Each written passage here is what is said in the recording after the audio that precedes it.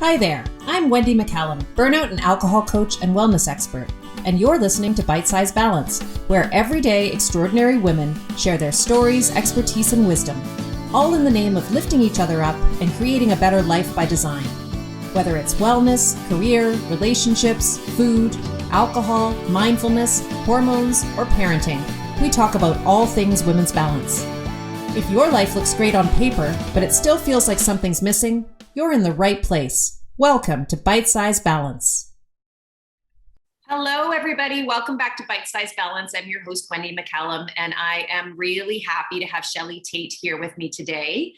I want to tell you a little bit about how Shelly and I met. So during the course of the pandemic, I can't remember exactly when it was, a few months ago, at the time of recording this podcast, I posted something in my Instagram stories about some recent research that had come out around a spike in alcohol-related liver disease in younger women. And I got a direct message from Shelly, who I think we had interacted a few times on Instagram before this, but the direct message from Shelly said something like, yeah, this is real. I almost died of this at the age of 48. And that caused a little conversation to start between Shelly and I was curious and asked her some questions about it. And then I asked her after she shared a bit of her story, asked her whether it was something that she would ever be willing to talk about publicly.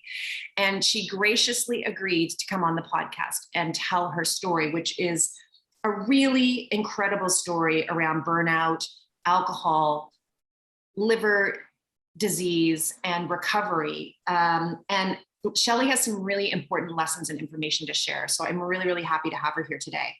Before Shelly and I start our conversation, I just want to talk a little bit about women's drinking and liver disease, because I think this is something that is not being talked about enough. I think we need to include this. It's part of what I call that missing conversation that needs to be happening more often. And I've talked a lot about this in season 1 of this podcast. I talked a lot about women's drinking during the pandemic and women's drinking generally. But just as a reminder, women have seen their drinking increase pretty significantly over the last 18 months. Maybe women, previously were only drinking on the weekends. And then during the course of the pandemic, that started to spill over into the weekdays. Or maybe they were accustomed to having a glass or two of wine at night, and that increased to more than that on a daily basis. But we know that overall women's drinking has increased significantly. In fact, the statistics show between 17 and 25%. And then we also know that when it comes to women's binge drinking, and this is a really dangerous statistic, that women's binge drinking has increased by about 41% over the course of the pandemic. And binge drinking is 4 drinks or more. So it is not what a lot of people think binge drinking is, where you drink yourself to blackout.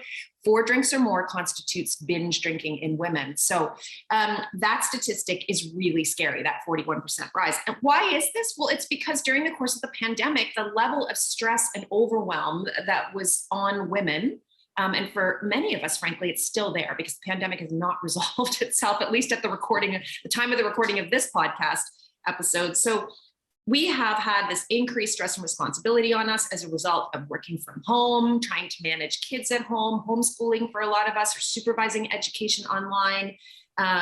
And also especially for women with younger children, no break from childcare responsibilities at all available during the pandemic. And then for many of us, we're also very concerned about and trying to care for aging parents as well. So this pandemic has just been really a lot. And that is, I think, largely behind that increase in drinking, because of course, when we get overwhelmed and burnt out, one of the things that we do as human beings is we reach for a coping mechanism. And for women in particular, the 2 most common coping mechanisms that I see as a burnout coach are alcohol and food. So I want to talk a little bit about liver disease generally. Liver disease, it still affects more men than women, but younger women are driving the increase in deaths, and that's been supercharged by the pandemic. So there's been quite a bit of press around this in recent months. The fact that doctors are now suggesting there's been about a 30% increase in liver disease, including more and more young women as young as their 20s and 30s, which is really quite shocking. So, alcohol-related liver disease takes years to develop, but not nearly as many years as you would think. And Shelly's story is kind of case in point for that.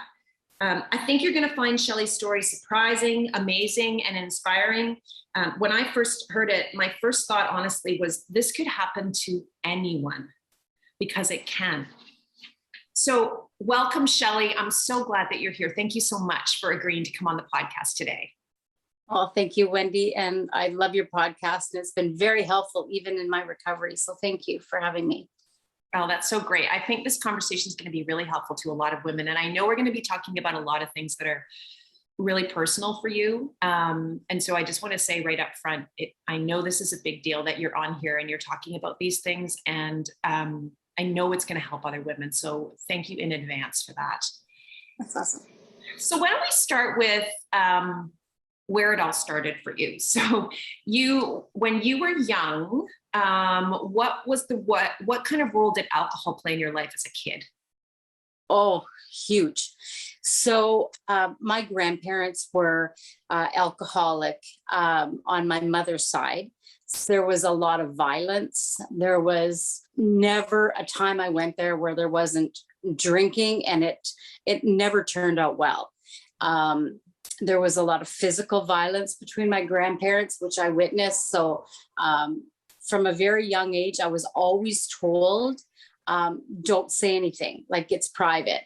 And so I didn't even tell my own mother that all this commotion was going on when she left me there to be babysat. So I kept that hidden for many, many years. It didn't come out until my sobriety. But that was pretty traumatizing. Yeah. And were your parents drinkers as well? My mom, not so much, but my mom was 17 years old when she had my sister, who is 3 years older than me. And so my mom was 20 when she had myself.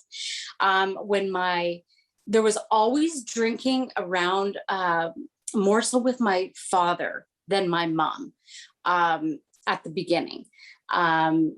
There was a lot of backyard barbecues, I remember, and it always involved alcohol. When my parents used to go out, they'd always come home and I'd be woken up by very loud music and very loud conversation. So as a very young girl, I always knew when certain music was playing on the stereo, I knew alcohol was involved, even if I didn't know alcohol was involved, you know?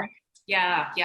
And when we were talking, we had a conversation before the recording of this podcast where you shared your story with me privately. And one of the things that really stuck out to me as important is that your relationship with alcohol was actually very typical for a very long time. So when you were an adolescent and then even into your early marriage years after you got married, your drinking looked a lot like most women's drinking. Can you kind of describe that? Yeah. So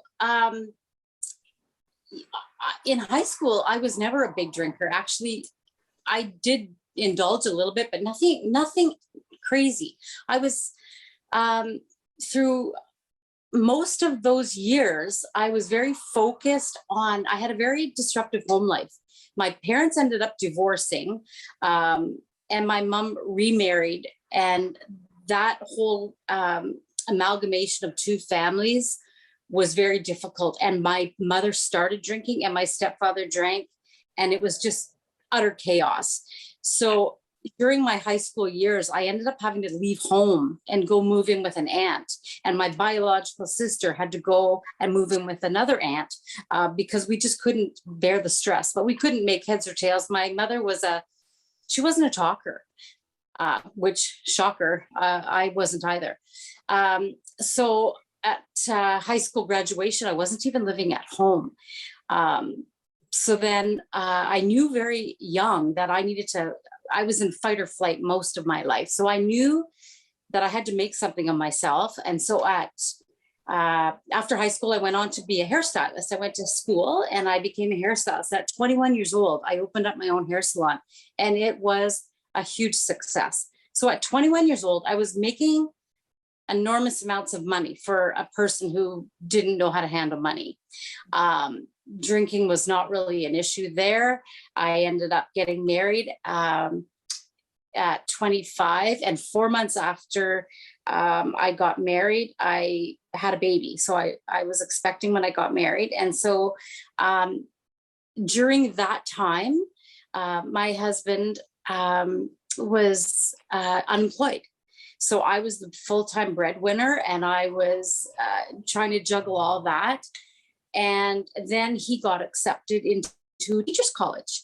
So he went away. So my son was about 4 months old, I believe, when he went away. So, and he went away far enough that like he couldn't be home to help out with the daily thing. So I was running a business.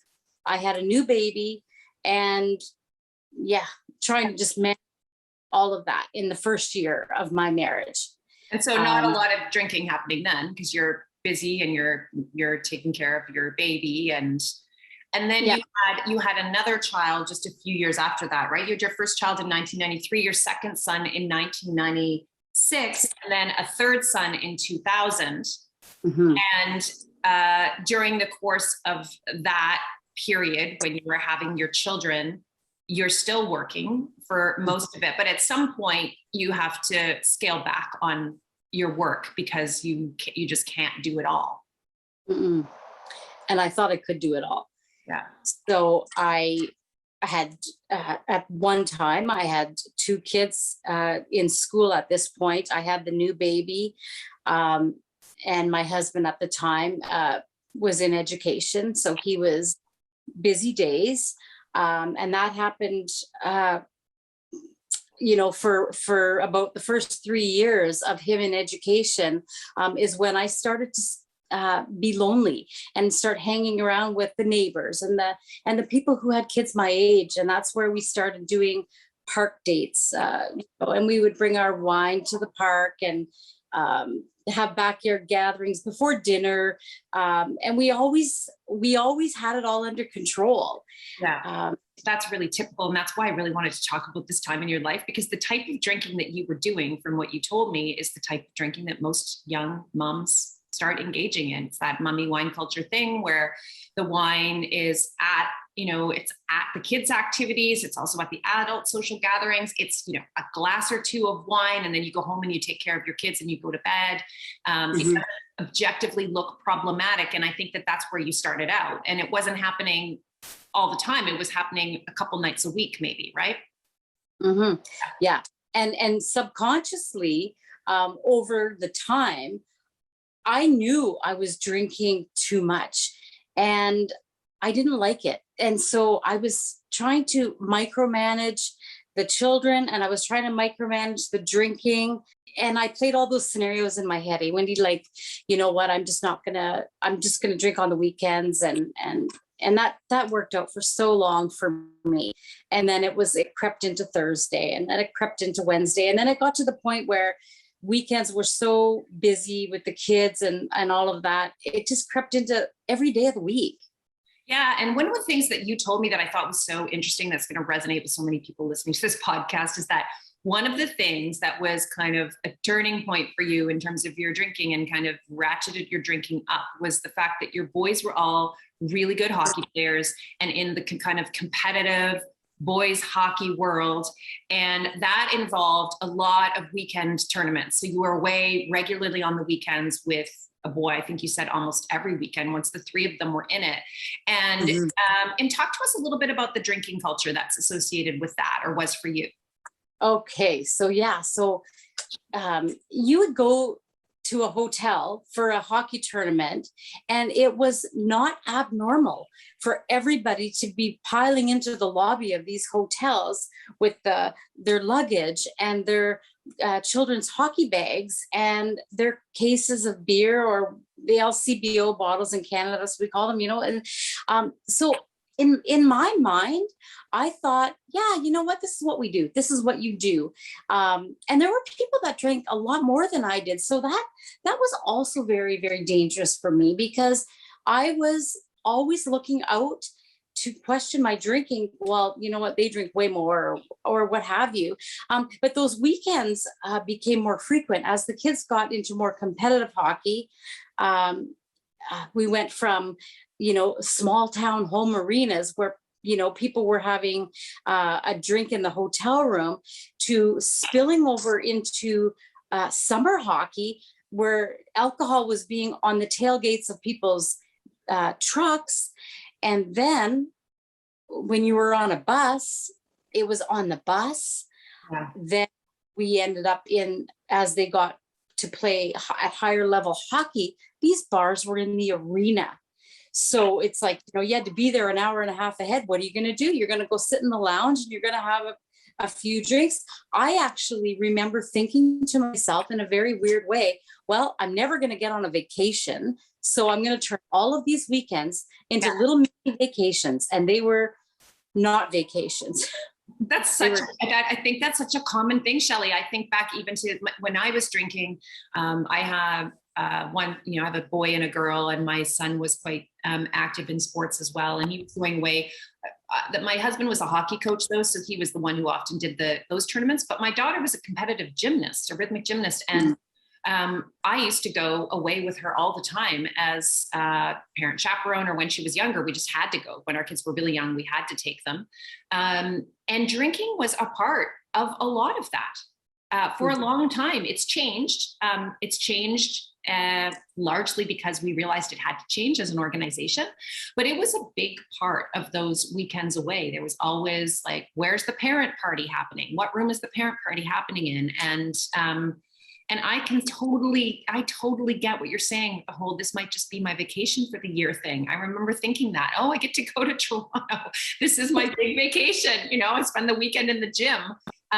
So I deserve that wine at the end of that, long day of sitting in the gym all day or sitting in the rink all day. So I totally get that. And I think there are going to be many, many women listening to this podcast who are like, yeah, I hear you. That's what it's like. The problem is though, and the problem for you was, is that this goes on when you have a number of kids in a sport like that. This goes on for a long time. So for you, I think you said that in 2000, your third son was born in 2000, and you said that probably around 2008 is when they were all in it, and you were doing this all the time on the weekends. And that's when the weekend drinking started to get problematic. And then, as you said earlier, as time went on, the weekend drinking started to spill into the weeknights. So it would back up into Thursday and then eventually backed up into Wednesday. And so by the time, 2008, 2009 rolls around, you're drinking what would be considered by objective standards, you're drinking in a heavy fashion. So you're drinking most nights and on the weekends as well, right? Yes. Well, and the thing that I had to do when I did a lot of deep work was when I wasn't drinking, like I had to really work hard not to drink. Like I had to, in my head, okay, you know what? I'm not drinking today, tomorrow. I'm not going to drink Wednesday. Well, you know what? Monday was easy for me not to drink because I felt so crappy. And then Tuesday, I was just starting to feel better. And by Wednesday, it was like, well, you know what? Can I do it? Can I do it? Can I get to Thursday? Because then I thought I was a normie. And, right. So the physical part and the alcoholic drinking that I had was much worse even before it was really a problem by today's standards, Right. Like, yeah, no, I get it. And I think it's really important for people to understand that this is the way it goes for women. Women don't just get up and decide to be alcoholic drinkers. That's not how this works. It's a spectrum, and it's a slippery slope. And it starts with drinks a couple of times a week, and then for some women that continues to build, and you eventually find yourself in a place where you're drinking most of the time. That's certainly the way it was for me. I started out drinking only one night a weekend when my kids were little. And then slowly over time, it was like, then we were drinking 2 nights a weekend, and it was always social. And then at some point I was like, I could have a glass of wine by myself and that will relax me. And I started doing that occasionally after work. And then that occasionally started to become most of the time after work. And then the 1 glass started to become 2 glasses. This is the way it goes with drinking. And so it's difficult often to pinpoint when it becomes problematic. And I'm not even entirely sure it matters. And I've said this many times on the podcast before, what really matters is how you're feeling about it. And it sounds like at this point, you're thinking to yourself, this is not good. And now you're also in that place where so many women find themselves where so much of your brain space is consumed by will I or won't I drink today? And it becomes, an all-consuming thing. Now, Shelly, in the course of all of this, other stuff is happening that's adding more stress to you. So your marriage you're struggling in your relationship. Well, yes. And so, and I relate that to, and this is from my perspective, obviously, but I relate that to the fact that there was not a lot of connection there when my husband at the time, he became a high school principal. So he had super long days. They spilled into the weekends, report cards and all his work. So my work had to downscale. Somebody had to do the doctor's appointments. Somebody had to do the groceries and cooking and the cleaning and all of those other things. So it was like, there was a huge disconnect there, which made me lonely, which made me justify, well, you know what, I'm going to just have my own party and I'm just going to do all of these things without complaining, and I'm going to reward myself. And that was tricky because during the whole time, some of those weekends, they weren't all bad weekends, Wendy. Like there were a lot of good times drinking. Sure. And so, and when I have to look back and I think, when you're weighing out the good times and the bad times, like I could tell you two versions of my story. I could tell you the very funny version that was super, super fun. And then I could tell you the really horrific version. It's like, which one do you want to hear? Because when they collided, it was a disaster. Yeah. That's a really great way to put it. I think that's really typical too.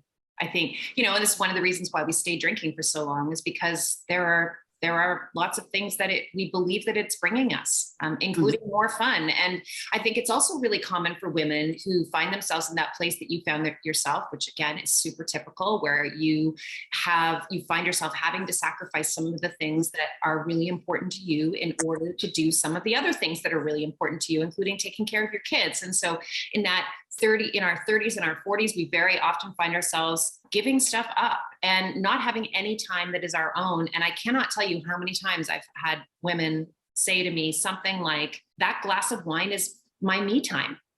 Like it's the only time I get to myself is when I open that bottle of wine at night and I sit there on the couch and everybody knows to leave me alone. And I remember feeling that way. Like once I pour the wine and sit on the couch, I put my sweatpants on, I take my bra off. This is my time, leave me alone. And, that can start off in a really innocent way and not really be that problematic. But it can, if nothing else changes in your life and you just get busier and busier and more overwhelmed and more stressed out, and especially, Shelly, if you have something else happen, like some other traumatic event happen, whether it's the end of a marriage or it's a parent that dies or you get ill or somebody you love gets ill or whatever. I think that can very quickly go from something that is not problematic at all to something that is extremely problematic. And I think that that's what happened to you in large part from what you've told me, right? Yes, for sure. So at some point, Shelly, your drinking really becomes problematic. Your marriage is in trouble and I'm assuming this is affecting your mental health. I'm assuming you're not feeling like what was happening there during this time period for you? Well, one of the hardest things, and I'm sure a lot of people could relate to this, but one of the hardest things when you already know that your drinking is out of control is to have somebody keep reminding you that your drink is out of control. So of course, you know what, I come out guns blazing. It's like, do you not know what I do around here all day? Like that was my comeback line, because all the things, that I did, nobody ever saw. So I ran with that for a long time, I could I got all the stuff done. I'm a functioning alcoholic, whatever you want to call me. I was doing all the things that everybody asked of me, including getting their skates sharpened at the skate sharpening place of their choice, driving all over town, looking for this or that. So that part kept me justifying. I was a big justifier, and I was in denial on the outside, but in the inside, I knew I wasn't happy in my marriage. I could not figure out, and this is this is the part that I really want to get across, was what was going on my insides was not what people saw on the outside. Right. So I knew that the drinking was definitely not helping. Yeah. But it also served a purpose, because it was also helping me stay calm to try to figure out what my next move is going to be. If that makes any sense. I didn't know what to do. Totally makes sense. In fact, Annie Grace, who I know, Annie Grace, author of This Naked Mind, she's one of my mentors and a big, advocate of normalizing conversation around drinking and women's drinking. She says that for her, alcohol felt like the duct tape that held her life together. Mm-hmm. So what you're saying is, I think the same thing. And I think so many women feel that way. Like, this is the thing. Like, if this is keeping me going here, this isn't the problem. This is actually the solution for me. This is what's making this all possible, right? Yeah. So eventually, Shelly, you have a really big moment, which is in April of 2013, something happens with your family. So can you tell us what was it that happened in April 2013? Yeah. So my drinking was really, really out of control, to the point where I started to just go for drives and drink in the car. I was doing absolutely ridiculous things that I would not even do in my life. I would never imagine throwing bottles of wine out the window, hiding the wine at the local park, like the bottles, and just totally somebody who I'm totally not. It was absolutely insane. Keeping track of going for groceries and getting cash back at the grocery store to so that nobody would see my husband wouldn't see the transaction. Anyways, I was out one night trying to just, get some relief. And I was at a friend's house, and I came home and I made sure, I was still very well aware. I was like, okay, you know what, if I get home at 10:30, they're going to be in bed. So I came home that night and they were not in bed, and they were not impressed, and they all left. And they left, and that turned into a tailspin of what continued to happen down the road. And was that the turning point for you in terms of I think you went to rehab the month after that. Yeah. And then one interesting things, we're going to get into your liver illness story in a second. And I think I find this fascinating. And I don't know what is typically done at a rehab center or a treatment program, but your blood was never drawn. Nobody did any kind of physical assessment of your health when you went to rehab. Is that right? No. When you go into this treatment center that I went, you are assigned a doctor, and the treatment center that I had was a private hospital. So it was very expensive. So it was not covered under typical government programming. So the doctor does a whole hour with you in intake. And at that point, you're just moved along into a room, and the treatment center that I have, and I can't speak for other ones, but the one that I went to, basically you're handed a notepad and you're handed a schedule based on your needs. So you had to go to class. It was like going to school. Right. And so you had a class for this and a class for that. And every morning you had to get up and you had to exercise and you had to show up. And there was attendance taken and you had to be accountable. I wasn't really if this sounds crazy as it is, the people that were there were very, very physically sick. So some of them couldn't even get up to do the physical part, to the point where after about the third day, I was assigned as leader of the phys ed class. I'm like, what? Right.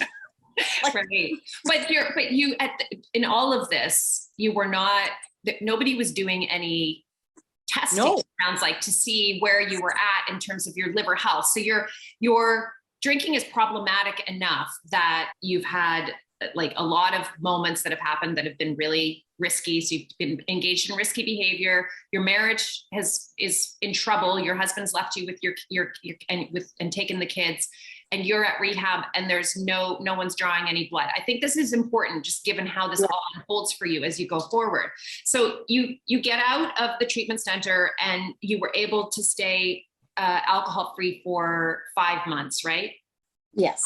And then you relapsed and then I think you could tell me if I'm missing something here, but my recollection is that it was shortly after that you started to notice that you were physically ill, like something was off. Do you want to describe some of the things that you were noticing that were happening that were unusual for you in terms of symptoms? Okay. So prior to going to treatment, when the boys and my husband had left, I pretty much had my first, what I would consider a mental break, because I went from being all the things to being nothing, alone in a house, a big house. And so I ended up relapsing because my marriage was not getting better. It couldn't have gotten better in 5 months.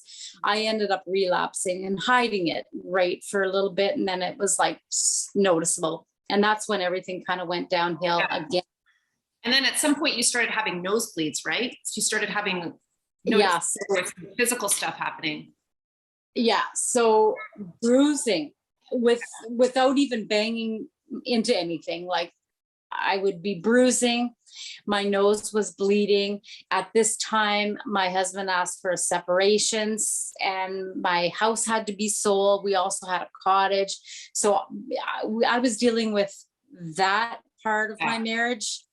That was very difficult. Plus trying to do this drinking thing and make a living. Like I still had to try to work.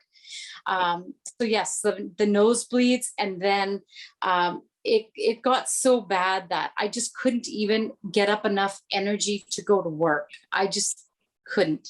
And at some point you had blood work done by your doctor. Yes. So he had given me a requisition. And of course I knew deep down that there was something wrong with me. But I wouldn't go get the blood work. It's so ridiculous because I'm like afraid of needles. Well, you know what? Like I had many more since then. Yeah. So one day I got the courage and I went in, and that's when it came back, and I got a phone call within hours, I think, of giving the blood work. Like as soon as it went to a lab, and it came back stat this. And then at that point, I was sent to a hepatologist. Yeah. And I had iron deficiency. I had so many things. My liver enzymes were up. And at that point, the doctor specialist had, the blood work was so crazy, even to him, he sent me for a bone marrow and didn't really tell me until I went back for the follow-up that he said, well, you don't have cancer. And I said, well, I didn't even know I was being tested for cancer, but my blood work was through the roof. And that's when he told me I had a fatty liver, but he never told me what that meant. I did not know what that meant. So I want to pause here for a second, because fatty liver disease is something that is diagnosed fairly often. And, we don't talk about it a lot, and we certainly don't talk about the causes of it. And I find it absolutely fascinating that you were diagnosed with fatty liver disease and there was not really any significant discussion of alcohol, which can be a significant contributing factor to fatty liver disease. Not the only factor by any means, but a big one. And you're someone who's been to rehab already, and you're not sober anymore, you're drinking, and there was not a discussion about your relationship with alcohol and how much you were drinking, and the importance of you changing that at this time. Am I right on that?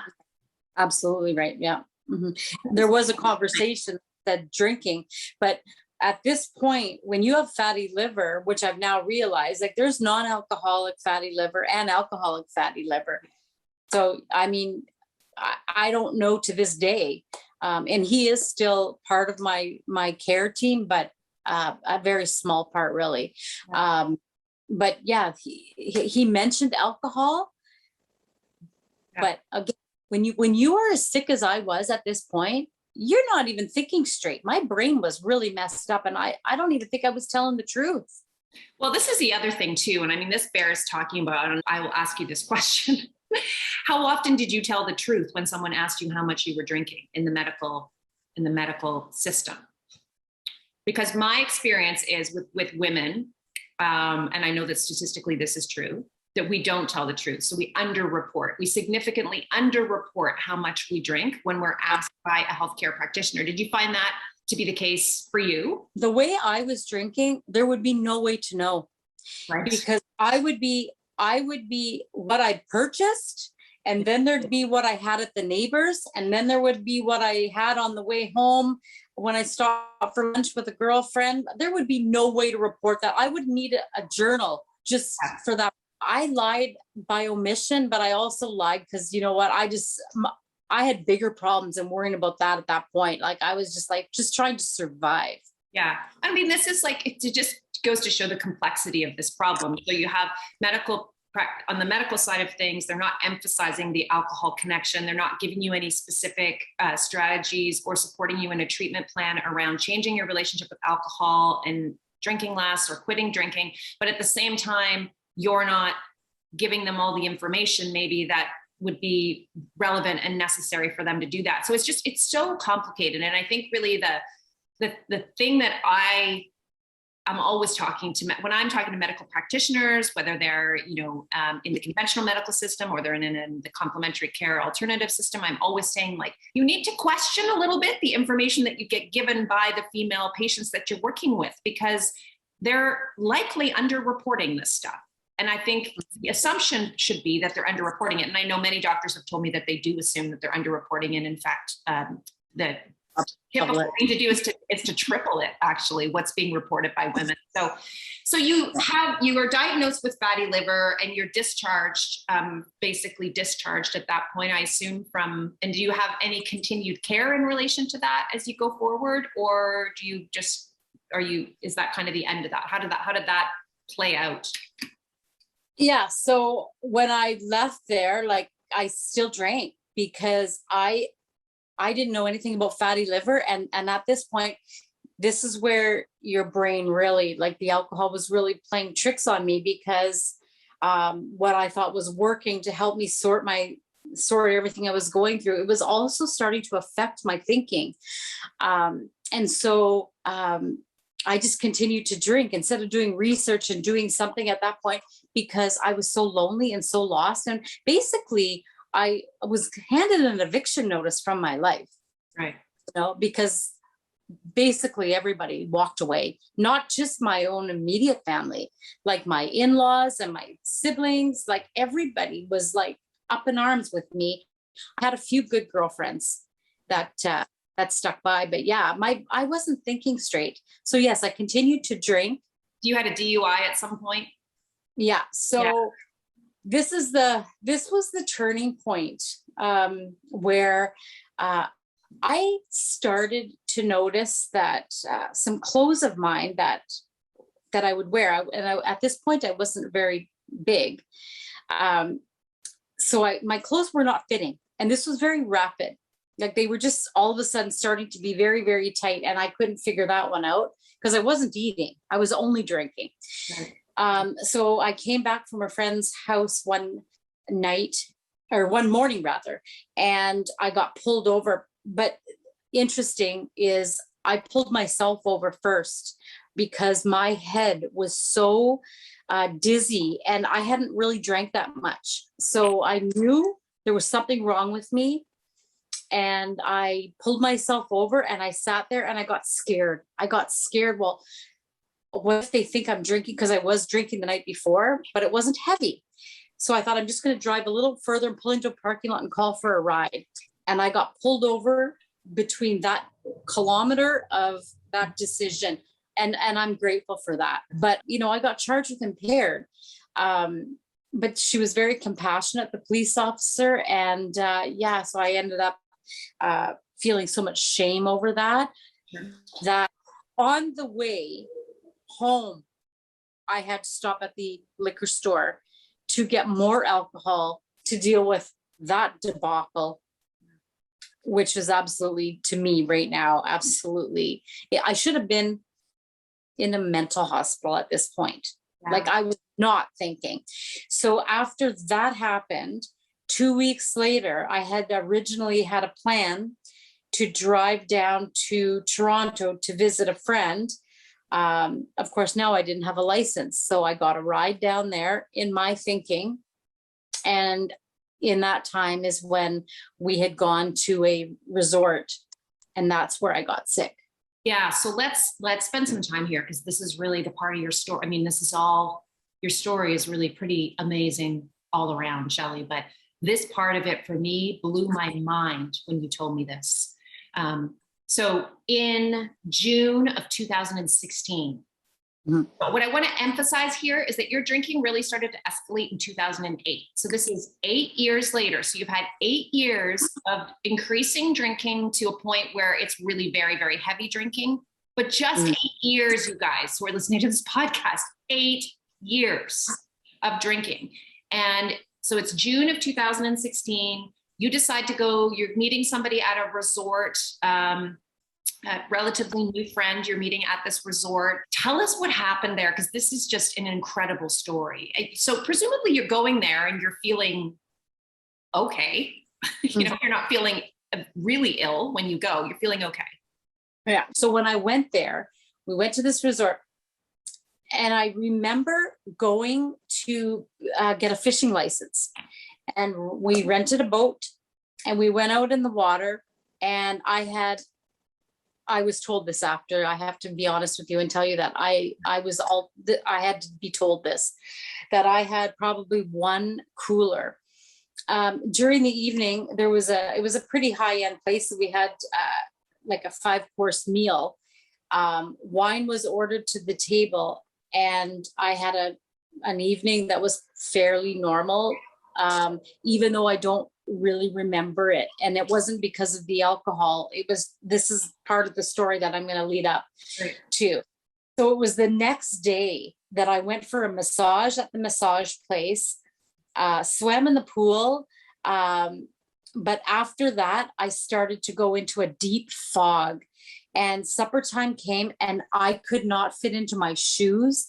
My legs had gotten so large that I had to put my feet in ice, and my stomach started to distend like I was 9 months pregnant. And I wore this stretchy dress, and I'm still in complete denial, Wendy. Yeah. I went to dinner, and I just remember sitting down, and I don't remember anything after that. But according to my friend, I said, I am not feeling well. And that food was wrapped up and brought to our room. Apparently, I had gone into the bathroom, put my pajamas on, and said, I'm just going to lie down. I was told that I jumped out of bed, and this person knew I was not well. And I went into the bathroom and I started vomiting pints and pints and pints of blood. 911 was called. It was in a remote town. Ambulances are not in this town. So at that point, the staff at this resort came, and ambulance happened to be only 10 minutes away. It had already been to a call. An ambulance came, put me in an ambulance, hooked me up to some IVs and whatever else they did. I can't even tell you. I was transported with sirens flashing through roadblocks because they were doing road construction to a hospital that was not equipped for a trauma like mine. At that point, the doctor stabilized me in this emergency room, which was just a little tiny little hospital, and an air ambulance was called. Right. The air ambulance came, brought me to a trauma hospital. I was brought in a complete coma, no recollection of any of it. And I woke up 3 days later. And when you came in, your phone was locked that you had with you. And this person was a new friend that you were with. They didn't have any contact information for any of your family members. And so you were effectively a Jane Doe for 3 days, and they couldn't find anyone to come and be with you, which is just, obviously horrible. And just it's such a crazy story how you went from fishing the day before and swimming in the pool, and by the way, not over drinking. So during that day you were drinking, but you weren't, drinking all day or anything like that. No. And then to the next day, just suddenly your body balloons up, you're totally swollen, and you start vomiting blood, and you get evacuated basically to a trauma center where you're in a coma for 3 days. Now, what was the diagnosis that was made there at the hospital? So there was a huge team of doctors, apparently. And I do have to backtrack this little miracle that, because when I started my recovery, I started in Alcoholics Anonymous, and there was a girl that I still kept in contact with, and she knew I was drinking, so she was not having any part of me either. But she happened to phone me on my phone, and that number came up on my phone, and they got a hold of that number and they called it right away and said, like, they knew my name. Right. I had a wallet, but they had no contact information. So that's when they contacted this person, and that's how they got a hold of my mom. Yeah. So there was a team of doctors, and there was all kinds of stuff that was done to me while I was in the coma. They had to go down into my esophagus, so because they had to see I had what they call an upper GI bleed. So basically, the esophageal varices had built up with blood pressure so much that they burst. They just completely burst, which caused the vomiting. And at that point, the doctor had to go in and look down my throat, and I was not awake for any of that. I remember feeling a lot of pain though. And they didn't have to do any of the banding. What they do if you have esophageal varices, they band them. And this is the crazy part. I was so bad, but yet I didn't need the banding. Mm-hmm. So when I left that hospital after a week, like I went from the coma to coming out of a coma with my children there to not being able to walk. I couldn't walk. I couldn't walk. My legs were too big to walk. I actually had. Sorry, Shelly, can we backtrack? Because I think one of the pieces of the story that's really interesting that the two of us kind of skipped over is the fact that when they finally figured out who your people were and they called your mom and then eventually got in touch with your ex-husband at the time and your kids, they said, you need to come now and you need to bring the boys now. And what was the prognosis that they were giving people at that point? Did they think you would survive? Not going to make it. Yeah. Because at one point the doctor had tried to take the breathing tube out, and I didn't start to breathe.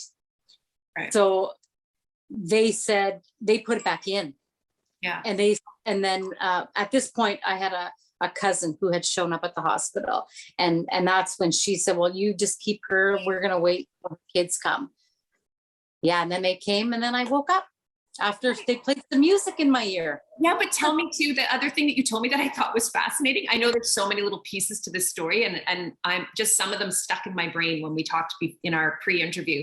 One of the things that you were telling me is that the doctor who was treating you was in recovery himself. Yeah, he basically said, I understand, and I've been there. Yeah. And you at some point ended up hooking you up to a brain scan or something to check and see what kind of brain activity was happening. Mm-hmm. Yeah, I'm still in the coma, and it showed there was brain activity, and that's when they said, like, this is just like, she's just a miracle, because like her body wants to shut down, but like her heart's a beating and her brain is still working, and there's so many things. Like it was like there was so much hope, but I wasn't waking up. Mm-hmm. And then when the boys came, and I remember my son putting this song, it's one of my favorite songs. It's quite funny. It's a Landslide by Fleetwood Mac. And it's my favorite. And he put it in my ear, and I woke up. It's the weirdest. Yeah. And then you had this really, by all accounts, kind of miraculous recovery from this, because at this point you have now been diagnosed with what? So I had what they call hepatic encephalopathy. Mm-hmm. So that is a diagnosis right there. So there was that. There was stage 4 liver disease. My liver was very, very bad. I was told that if I continued to drink, I had at best 2 years. Right. Yeah. And you have been sober since the day you went into the hospital. So since June 13th, was it June 13th? June 16th, 2016, you've been sober, which is amazing. Shelly, congratulations on that. It's over 5 years, over 5 years now, right? Mm-hmm. Yes. Incredible. And you have continued to live with liver disease because it is not something that disappears. And that's what I really want to celebrate your recovery from this and celebrate your sobriety, because I think this is just amazing that you're doing this. But I also want to make sure that we're really clear on this podcast about what the reality is of living with liver disease and what that looks like for you. So how's it been since you were discharged from the hospital? What are some of the things that you have to do? And what's the treatment plan look like? And what's the prognosis like right now for you? Okay, well, that's a really good question, because I've had to go three times actually, to a liver transplant specialist for different reasons, because my blood work didn't always look the way I felt. And sometimes I felt better than what my blood work looked like. But they had found a spot on my liver, which I was told was cancer. That was about 1.5 years ago. She said 80% chance. Turns out it was not. Now I have another spot, sort of in the same spot, that I have to keep check. I have to go for another test. But yeah, so I basically was told by the liver transplant specialist that I will die with cirrhosis. I won't die because of it. So I will have to live with this. And what that entails, and this is a very difficult thing too, because diet is very important for me. So I cannot eat anything with salt, because that's just too hard on your liver. I take a blood pressure medicine, just a low dose, to keep those varices, because I ended up back in the hospital in 2018 with another esophageal bleed.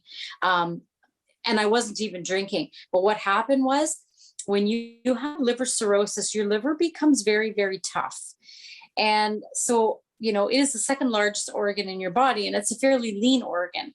And when you go from fatty liver to fibrosis, and then you go to cirrhosis, it becomes hard. So nutrients and blood flow and everything is really hard to get through that. And I found out that the scale, to be a stage 4, it's a pretty big span. It's called end stage, but there's many stages to the end stage. Right. So I believe that I'm more at the beginning of the end stage. You know what I mean? So as long as I, number one, never drink, follow a healthy diet, and I have to keep track of how I feel on a day-to-day, because if you can build up ammonia in your blood, which goes right to your brain. And that's what happened to me 2 years ago. The toxins that I was, whatever I was doing, something was blocking, and they didn't even have an answer for me. They just said, we don't know. But yeah, so regular blood work, diet, exercise, which I'm brutal at, I'm not going to lie. And yeah. And regular ultrasounds and kind of check-ins with your doctor. And yeah. HCC. So cancer, liver cancer is basically what I'm on liver surveillance cancer now, because that is pretty much what happens with people with cirrhotic, is it goes to cancer. Such an amazing story, Shelly.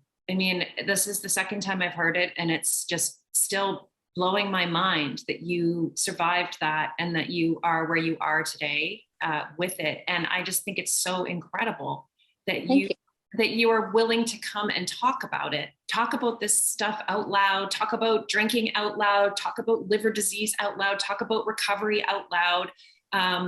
So I applaud you for that. I know how hard that is. And as I said at the beginning of this podcast, now that we've done it, I can say this for sure. This is going to make a difference for somebody out there who's listening, probably more than one person. So what is it, Shelly, that you want women to know about drinking and liver disease? Are there a couple of things that you wish you had known earlier on, or that you think women don't know enough about, that you want to highlight?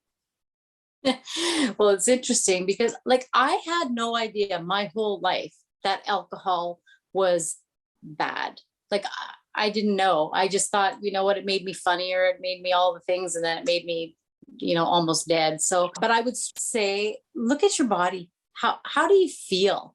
Like, how is it making you feel? And I think I've heard it a million times, and I think actually you said it too. Is this bad enough to change or good enough to stay like the same, right? Right. Like the question we ask ourselves all the time. And I know I was asking myself this question when I was still drinking. And my guess is you were too. It was like, is this bad enough?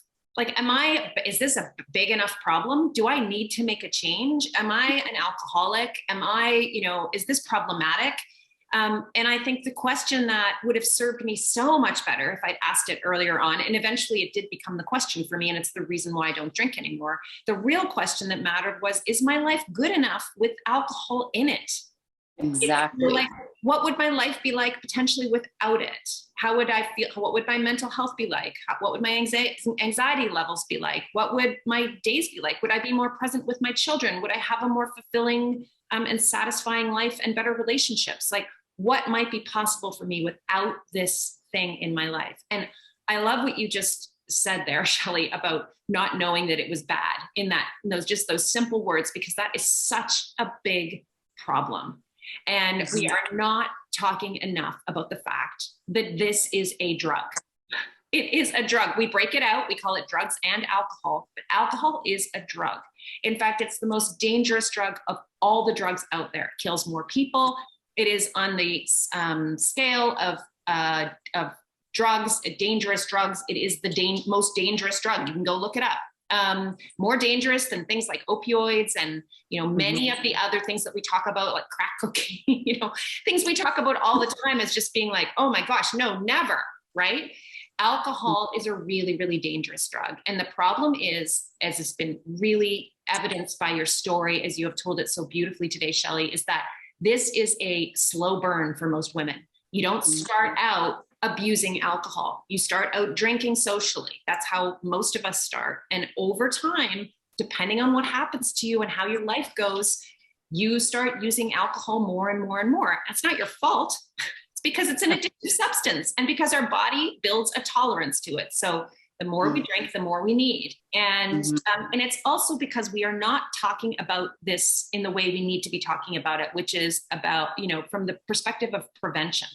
So, instead of like, have I hit rock bottom yet? Or is this bad enough for me to make a change? Or has someone diagnosed me as an alcoholic? We need to be asking like, where's this going? Where am I going to be in 5 years with this if I don't make any changes now?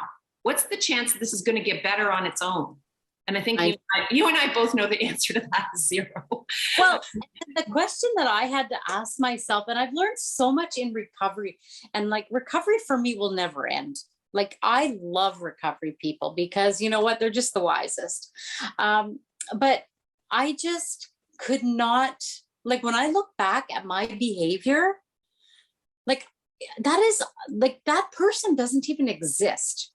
It's like that messed up my mind so bad. And it's, and I just, now I can look back at some of the things and find a lot of humor. Of course, I have to be careful who I find that humor with, but because it was not funny. It was not funny. But now it's like, the relief I have, the joy I have, a grandbaby coming today, it's like, wow. What would you say to women, if there are women listening to this podcast who are ready to make a change, but who are terrified about what life is going to be like with what life might be like without alcohol or with significantly less alcohol? What would you say to them about alcohol-free life? I would say to start with one little change. Go just one day at a time. Just take a day and say, today I'm not going to drink, and journal that and what that looked like for you. Like, how did you feel? Like, there was a lot of physical changes in me that I noticed even after a few days of not drinking alcohol. And then now you put them into months, and then you put them into 5 years. It's just incredible. And the fog, like just the fog. And you know what? I still hurt. I still have bad days, but you know what? A bad day not drinking is better than a good day drinking. So I just love it. I love that. I just recently had someone say in one of my groups that I run, they had heard another person use this language, which is discovery, not recovery. And I love that idea of discovery as kind of the same thing as recovery, where you start to discover when you take alcohol away. It's like, for me, I would say it's like lifting a veil or removing a wet blanket. That's what I felt like alcohol was for me, just like a wet blanket on everything that just kind of dimmed all of my experiences in life. And when I lifted it, I just discovered well, first of all, I think I rediscovered me and who I was. And I also got some clarity as to the things that were missing in my life that were causing me to rely on alcohol and want to escape. And also just discovered the joy in life that was being really just kind of being diminished by alcohol. And so I always like to remind women of that, like, leave some room in your heart for the impossible. Like, maybe this will actually be so much better than you could even imagine right now. And I love that advice of just taking it day by day. And the journaling, Shelly, is so key. Just paying attention, be mindful. What does this actually feel like? What things are easier than I thought they were going to be? Which parts of this are harder? And what is available to me now that was not available to me when I was drinking, when I was still drinking. And the other thing too, it's like, I like to use this term, like, it's like education without graduation. Like, I will never, ever take my sobriety for granted. And I will continue to listen and to learn. And somebody had said that to me once, learn to listen and listen to learn. And the day that I stopped listening to the odd podcast, now I'm along a different path, just learning how to live a better life. But I couldn't have got there without getting through that. And so I am living my 50s the best. I didn't live my 40s, and my 30s were so consumed with babies, and 20s, like, it's like the 50s. And then of course, pandemic in my early 50s. But you know what, even with that, when you're not drinking in a pandemic, there's nowhere to go anyway. You're just happy just being present. Yeah, I love that, Shelly. I'm with you. I'm in my 50s, officially at the time of the recording of this podcast, I'm a week away from being 50. So I hear you. And I'm really looking forward to my 50s, alcohol free. And I just want to say to everybody who's listening to this podcast, it's so great. It's so great on the other side of this. So if you're struggling with this and you're thinking, I need to drink less, you're thinking, maybe I need to stop drinking altogether. First of all, you don't need to make a decision on forever. All you need to do is start experimenting with what it's like to drink less or to not drink for a while, and gather that information, and then take it one day at a time, as Shelly said. And Shelly, what are some of the resources that you rely on to stay alcohol free? What are the things that have been key pieces for you that you would recommend other women try to get in place? Well, I think podcasts are the best, and they've really helped me with the pandemic, for sure. Podcasts are so great. And I think too, the other thing that I would emphasize is connection. So as you said, you have friends, you have other women who are alcohol free, you connect with. I think that's really important too. Well, listen, Shelly, it's been a complete delight talking to you. Again, I just have to say, thank you so much for sharing this really intimate and personal story. It's shocking to me that you were able to get to the end point that you got to with liver disease without a lot of warning. Like the fact that you can go within an 8-year period from being, by all accounts, pretty physically healthy and a pretty typical normal drinker to stage 4 liver disease and, basically at death's door is just mind blowing to me. And I hope that this podcast causes listeners to be more aware of the dangers of alcohol when it comes to being a woman and drinking. And, I can't remember if I said this at the beginning of the podcast, but it's really important to remind women too, we don't process alcohol in the same way as men do. We don't have the same amount of the enzyme that's required to get it out of our bodies. It becomes more dangerous and more toxic to us quicker than it does for men. And, as a result of that, liver disease can progress much quicker in women. And we're seeing that now in these new statistics that are coming out of the pandemic around liver disease. So, to me, Shelly, 48 is really young to be at death's door with alcohol when you've only been drinking in, what would be considered a heavy fashion for less than 8 years.